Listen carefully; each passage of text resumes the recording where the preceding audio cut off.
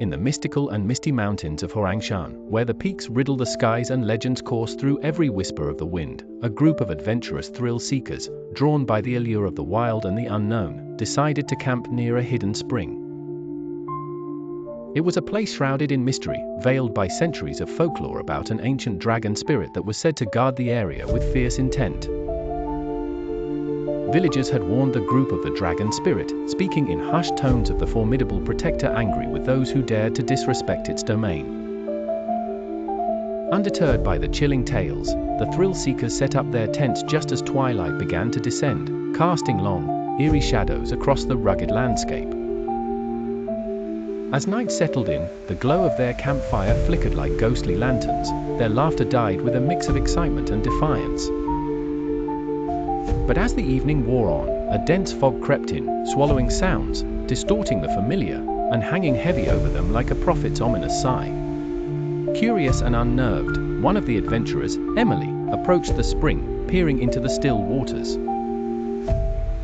What she saw in her reflection wasn't her own likeness, not as she knew it. Her image twisted and morphed into something monstrous, a creature with scales and eyes that burned red. She stumbled back, a scream caught in her throat.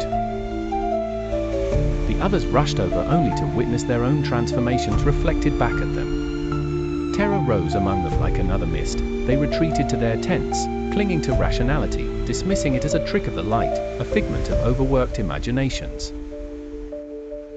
That night the fog seemed to resonate with ancient whispers, echoing through the canyons with a cadence of forgotten tongues. Dawn broke, unveiling a world drenched in gold light. The fog had lifted, leaving behind the quiet aftermath of its surreal visit. However, as the thrill-seekers emerged from their tents, they felt different. Emily noticed her skin, it shimmered slightly in the morning sun, etched with patterns indescribable, but vivid like a WYRM's hide. Others found similar marks, alien yet beautiful. Panic, raw and consuming, struck them again as they realized this was the dragon's curse manifest. They were outsiders, transformed by their own recklessness and ignorance, marked for life by a force they hadn't believed. Some accused the land, some each other, and some fell into silent dread of what was to come. Amidst the confusion and despair, an elderly local, Lee N.A., appeared, her presence a calming yet authoritative air. She had trekked from the village upon sensing the disturbance. With wisdom that seemed timeless, she explained the curse, a reflection not just of form but of respect, balance, and one's inner being in harmony with the world. Only through understanding and respect can you mend this bond, she whispered with eyes that had seen centuries pass. Determined to break the curse, the adventurers vowed to honor the spirit and its territory, striving to learn the legends of the land, its stories, its songs, its silence. Each step toward respect mended the rift, drawing them closer to what seemed an insurmountable goal. Over time, they grew to appreciate the life around them, not as conquerors, but as stewards of a legacy far greater than themselves.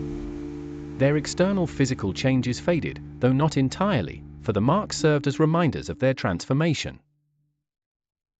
The dragon of Huangshan, though unseen, had returned to its watchful guardian slumber, appeased and once more at peace with the world.